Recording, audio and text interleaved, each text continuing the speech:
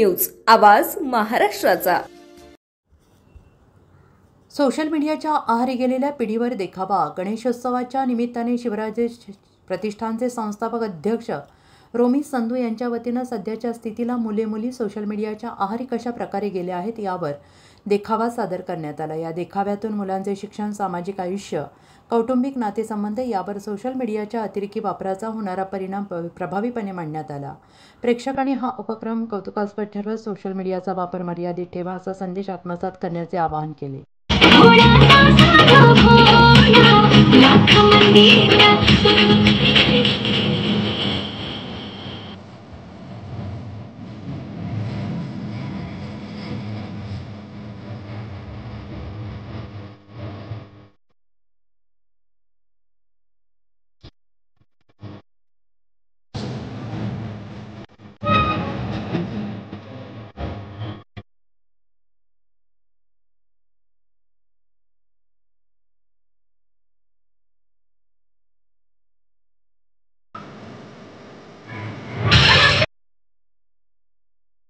सहर्ष स्वागत आहे।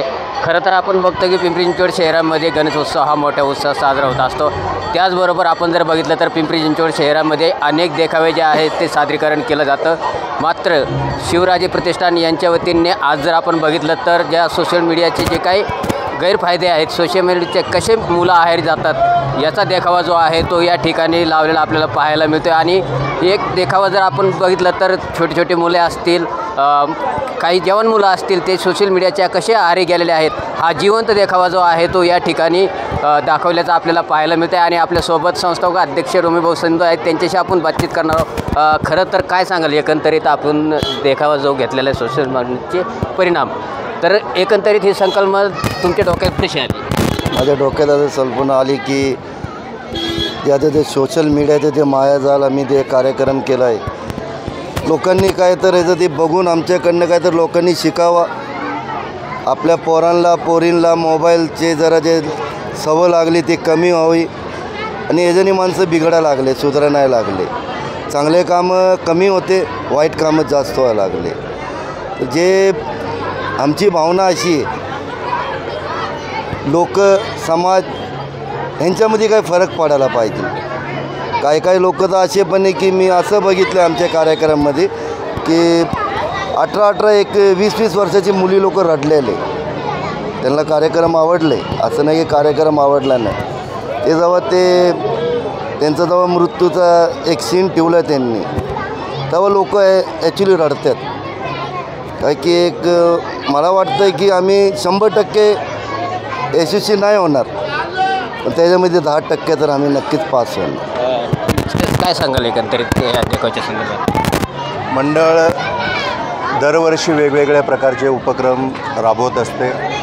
समाजापर्यंत चांगला संदेश गेला पाहिजे याच भावनेतून यावर्षी मंडळाच्या सर्व कार्यकर्त्यांनी एक नवीन संकल्पना निर्माण करण्याचा प्रयत्न केला आहे। सध्याचं वातावरण आणि परिस्थिती पाहता प्रत्येकजण मोबाईलमध्ये गुरफटून गेलेला आहे। मोबाईल सतत मोबाईल एवढंच वेळ त्याला लागलेला आहे। आणि मोबाईलमुळे होणारे जे दुष्परिणाम आहेत ते लहानांपासून मोठ्यांपर्यंत सगळ्यांमध्ये सध्या दिसून येत आहे। जास्तीत जास्त व्यसन लागलेल्या मुलांचे हाल आम्ही प्रत्यक्ष डोळ्यांनी पाहिलेले आहेत। हे समाजात घडू नये, कुठंतरी प्रतिबंध व्हावा यासाठी मंडळाने यावर्षी हा सामाजिक संदेश देणारा मोबाईलचं व्यसन आणि व्यसनापासून सुटका व्हावी यासाठी हा जिवंत देखावा सादर करण्याचा प्रयत्न केला आहे। पाहूयात किती लोकांपर्यंत आम्ही पोहोचतो आहे आणि किती लोकांमध्ये हा फरक जाणवतो आहे। एवढाच उद्देश मंडळाचा आणि आम्हा सर्व कलाकारांचा आहे। आपण जर बघितलं तर या देखाव्यामध्ये तुम्ही एक छोट्या मुलांच्या आई आहात आणि तो मुलगा कसा त्याच्या आहारी जातो आहे, काय सांगाल एकंदरीत काय भावना आहे?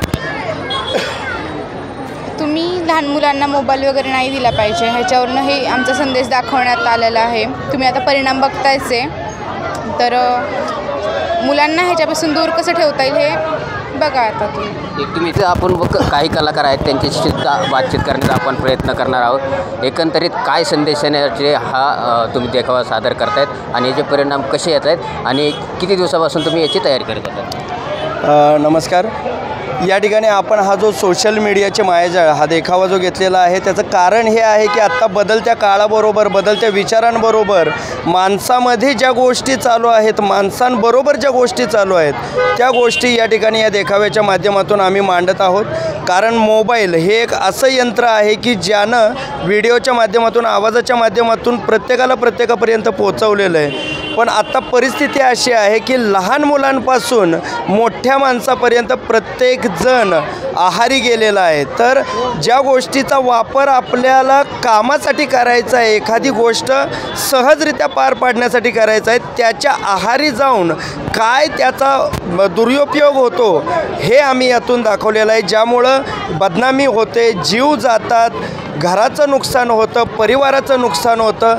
तर हे नुकसान होऊ नये त्यातून स्वतःला कसं सावरावं हा सगळा भाग आम्ही या देखाव्याच्या माध्यमातून दाखवतो. निश्चितच बाळा, काय सांगशील एकंदरीत तू खूप छान कलाकार म्हणून या ठिकाणी मोबाईलचा कसा वापर झाल्याने काय होतं याचा प्रयत्न केलेला आहेस, काय सांगशील तुझ्यासारख्या मुलांना? हे काय ते रील्स निघले ना त्याच्यातले ते कमेंट्स आहे ना ते असे हे येतात विचित्र, मग त्यांनी काहीतरी बदनामी पण येऊ शकते. हे सगळं वाटतुळं होतं मोबाईलमुळं ते बी. आणि आपले जे मम्मी पप्पा लहानपणी छोटे होते तेव्हा त्या काळात मोबाईल नव्हते. आता सगळे काळ, आता आपण जेव्हा जन्मलो तेव्हा मोबाईल निघले. निश्चितच आपण बघतो आहे की सोशल मीडियाचा कशा प्रकारे या ठिकाणी गैरवापर होतो आहे आणि सोशल मीडियाच्या आरे कसं जातो या ठिकाणी असा हा देखावा सादर केला आहे. खरं तर तू अनेक गाण्यावरती तू रील दाखवताना दाखवतो, पण शेवटी त्याचा काय प्रकार होतो ते शेवटी दाखवण्यात येते. काय सांगशील तुझ्यासारख्या तरुणी? तेच आजकालचे तरुणी खूप नाही का रीलच्या आहारी गेलेले असतात.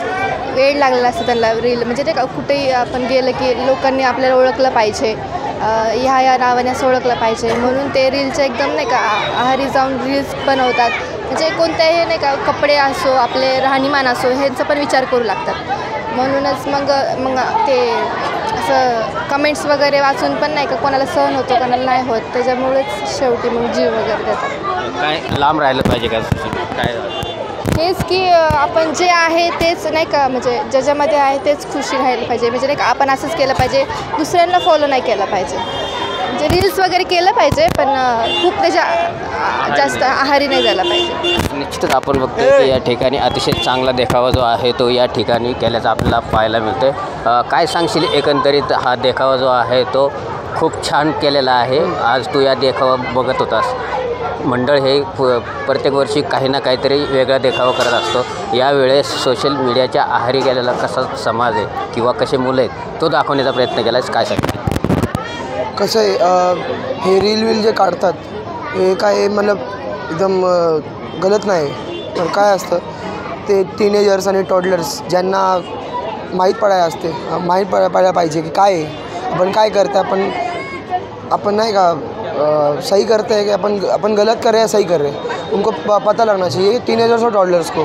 क्योंकि जिस एज में हमको इंटरेस्ट होना चाहिए गेम्स के लिए, जैसे आउटडोर गेम्स वगैरह, और इंटरेस्ट होना चाहिए पढ़ाई में, जो टॉडलर्स और टीनेजर्स हैं और बल्कि बड़े लोग भी हैं वो लोग गलत रास्ते पे चल रहे हैं. और सही रास्ते पे चलने के लिए और जितने लोगों को हम एक अच्छी शिक्षा दे सकते हैं, और इसलिए हमने ये जीवंत दिखावा जो है रखा हुआ है. और हर साल हम लोग ये जीवंत दिखावा जो है रखते हैं कि किसी ना जो भी हम यहाँ पे आके देख रहे हैं उसको कुछ ना कुछ अच्छा ही सीखने के लिए मिले, क्योंकि गलत ना सीखे हमसे.